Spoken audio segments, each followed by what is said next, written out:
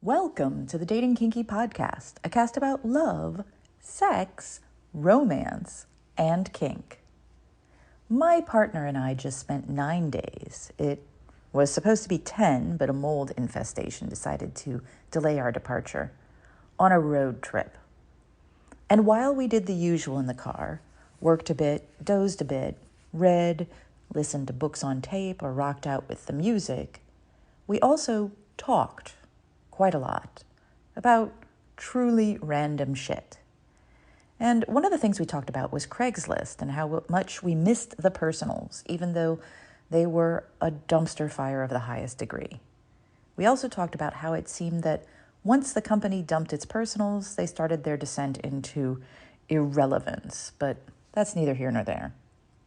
More, we talked about how the personal section and Craigslist's hands-off approach to community-moderated dating hookup content went so horribly wrong, and how I've seen the same thing happen on other sites, but never quite so definitively as at Craigslist. The Craigslist Conundrum. Alt title, Why You Gotta Ruin It for Everyone? I'd like to make clear as I start off that this post is going to be about specific experiences with men on Craigslist and other sites. For the record, I am not knocking all men, just the men who behave like the ones I'm going to write about, the ones who ruin things for everyone. And I'll warn you ahead of time, this is a bit long. Sorry about that. So for those of you who never had the wild ride of posting on Craigslist as a woman, especially in the casual encounters section, let me tell you a bit about it. I would write up an ad, post it to my location or whatever location I might be heading to, throw in a couple of images, and voila. I would soon be flooded with messages from hopefuls, usually men, since that's usually what I was posting for, but not always. And by flooded, I literally mean upwards of 80 to 100 messages an hour for the first few hours, then tapering off, so that in a full 24-hour period, I might get 500 replies to a single post. And sometimes, fairly often, I'd even get messages about how amazing my ads were. Some people wrote just because they wanted to let me know that, even though they didn't fit my criteria. This is not about those men, or even the men who read the ads and never replied because they didn't match what I was looking for or didn't want what I was offering. This is also not about the men who did match what I was looking for and wrote and took the inevitable no gracefully. I met some amazing people on Craigslist and had some mind-blowing encounters. Yay me! This is obviously not about those men either. In the last 2 years of Craigslist personals, it started to go horribly wrong for me in ways that were incredibly frustrating to watch. You see, Craigslist didn't moderate their content, which in some ways was good. People were free to post what they wanted, the community moderated, and their algorithms made the final call. Since the community was made up of people who wanted casual encounters, for years, it was a very lax moderation, and things were good. Then, it seemed that some people began to understand the system in place and started to weaponize it. I remember the first time I was notified that one of my posts had been reported. It was not by Craigslist. They didn't let you know until they had enough reports by the community to take your post down. It was by the person who reported me. Someone I had just politely declined. The second time I was reported on another post a few weeks later, it was the same person. And then, quickly following that, on the same post, was another man stung by my, "Thank you, but I'm not actually looking for a date with this post," reply. He reported me to teach you stuck-up cunts a lesson. Not sure if he thought I was more than one stuck-up cunt or if he thought he was teaching other women a lesson by reporting my post.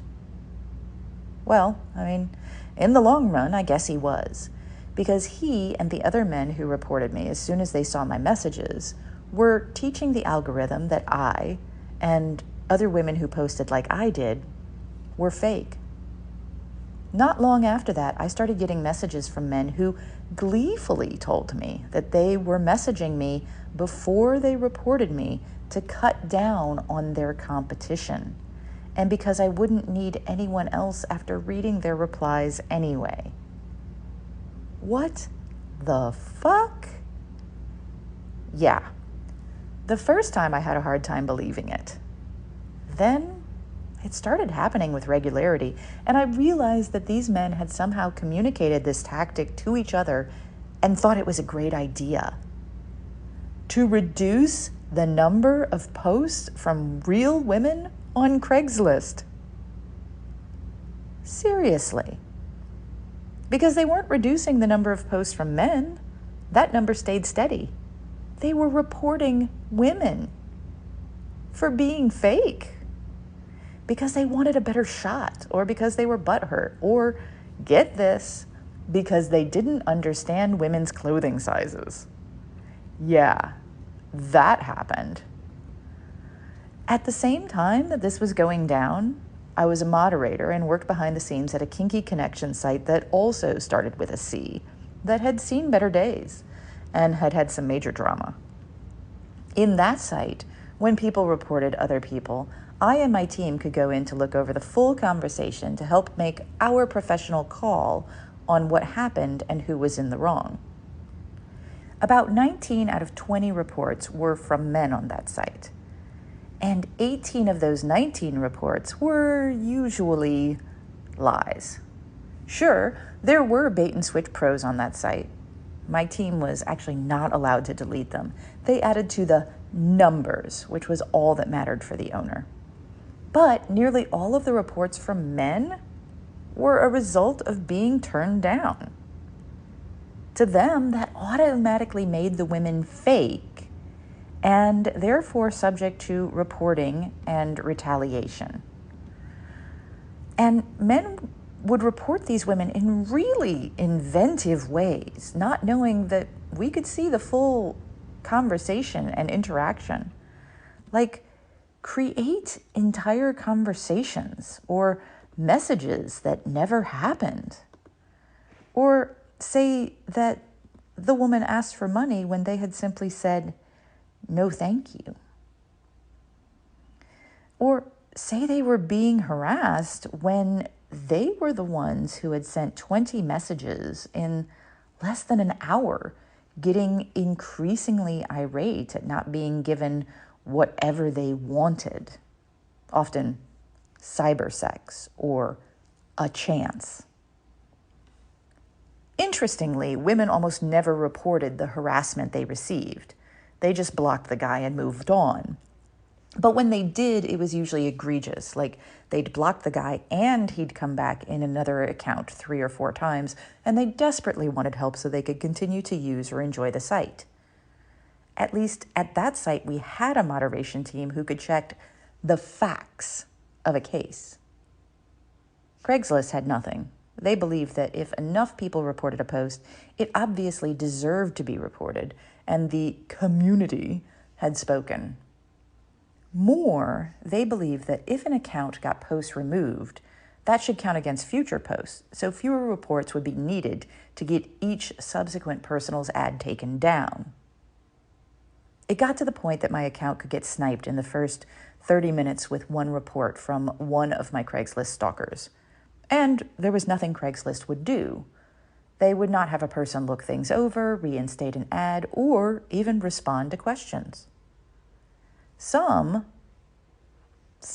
have suggested that I was also being reported by other women who were maybe using Craigslist for profit, who didn't want competition from women who just wanted to connect for great sex. Maybe. Based on numbers from other sites that I've modded at, though, I doubt it. Women rarely report others of any gender. We tend to just take the abuse and move on. But it's possible.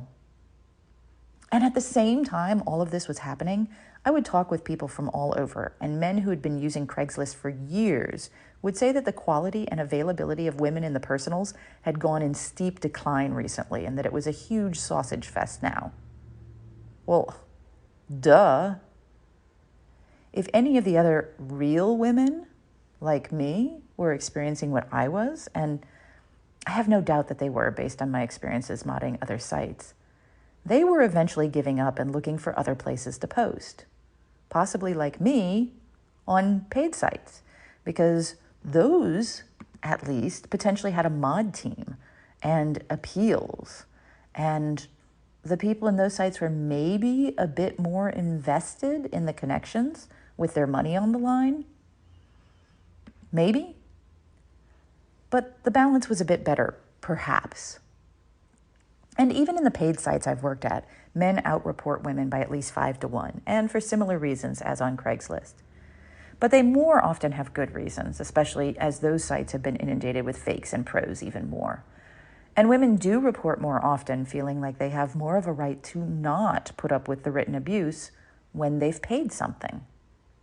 And before you ask, anyone who does not identify as either a woman or a man makes up less than 1%, in my experiences, of reporting. And when they do, it's usually for really good reasons. I write a lot about online dating and connections because I've been in that world in various ways for so many years. And obviously because I have my own pet project, Dating Kinky, of course. And I'm writing this not to knock men. It's not men. It's a few individual men who learned how to game a system to try to gain advantage or revenge. And yet, just like the imbalance in who sends the first message in online dating, or the percentages of various genders on a dating site, those few find a way to ruin things for everyone. My proposed changes for some men: don't report people because they turn you down. Fat chance of that stopping, but hey, I try. And don't report people without an actual valid reason. And my proposed changes for most non-men: report people more often for being jerks and dickwads. Even if you think it may not make a difference or it's not as bad as some, report them anyway. Let the mods decide, or the algorithm, even the playing field. And maybe, just maybe, you'll find that some sites do care. Dating Kinky does. And will remove those people or restrict them or give them a verbal warning or whatever, so you and others can continue seeking without the harassment and assholery. What are your thoughts? What have been your experiences? Did you get to partake in the Craigslist personal section ever?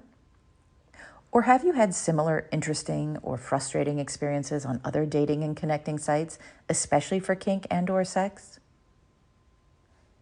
Thank you for joining me today. If you love this episode, please share it with others who would enjoy it. And please do join me at datingkinky.com. It's built by kinksters for kinksters, poly, queer, trans folk, and anyone not quite vanilla, and it's free. Find me on FetLife as Nookie Notes, and on Twitter, Pinterest, YouTube, Facebook, and Medium as Dating Kinky. We are on Instagram as Dating Kinky Official, all one word. Have a kinky day, and I'll catch you next episode.